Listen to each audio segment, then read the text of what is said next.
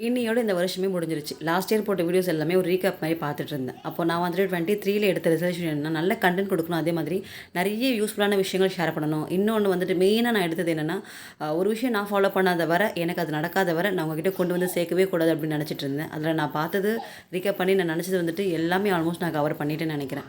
ஒரு சிஸ்டர் பண்ண last year comment அது எனக்கு ஹர்ட்டிங்கா இருந்தாலும், ஒரு சில புரிதல எனக்கு கொண்டு வந்திருந்தது. அதுக்கப்புறம் நான் உங்க கமெண்ட்ட பார்க்கவே கிடையாது.